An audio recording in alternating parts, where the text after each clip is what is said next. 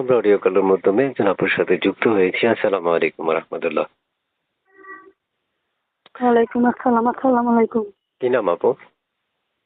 মায়া। মায়া। জি। আপু একটু জোরে কথা বলবেন এবং তাড়াতাড়ি কথাগুলো উত্তর দিবেন। দেশের বাড়ি কোথায় মায়া আপুর?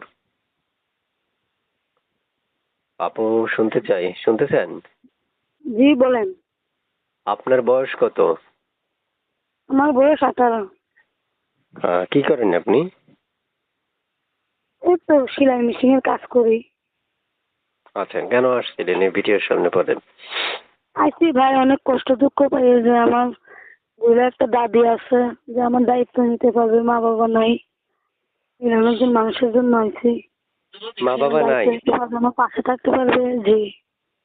আচ্ছা, দেখি মানে আপনি বর্তমানে কি করছেন? সেলাই মেশিনে কাজ করছেন?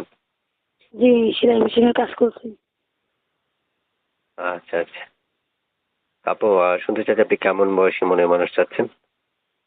যেমন বয়সী হোক, বয়স বেশি হইলে আমার সমস্যা নাই। সুখে দুঃখে সারা জীবন আমার পাশে থাকতে পারবে, আমার দায়িত্ব নিতে পারবে, দুই বেলা দুই মুঠো খাওয়াইতে পারবে, সেই রকম একজন মানুষ হইলেই হবে আমার। আচ্ছা আচ্ছা, বুঝতে পারছি। আপু পড়াশোনা কতটুকু করেছেন? না ভাই, তেমন পড়াশোনা করি নাই, ছোটকালে বাবা মা মারা গেছে, অল্প পর্যন্ত লেখাপড়া করছি। বুঝতে পারছি। আর বেশি করেন নাই না? না ভাই। আমার সাথে যে কথা বলছেন এই নাম্বারটা কার? এটা আমার। আপনাকে কি সবসময় নাম্বারে পাওয়া যাবে? জি, পাওয়া যাবে। আচ্ছা আচ্ছা, যোগাযোগ করার জন্য আপনি আমাকে একটা নাম্বার দিয়েছিলেন। এই নাম্বারে ফোন করে দিতে আমি দর্শকদেরকে বলে দিব। দর্শকে ফোন দিলে একটা ফোনও কেটে দেওয়া যাবে না, ঠিক আছে? জি ঠিক আছে, আমি ফোন কাটবো না।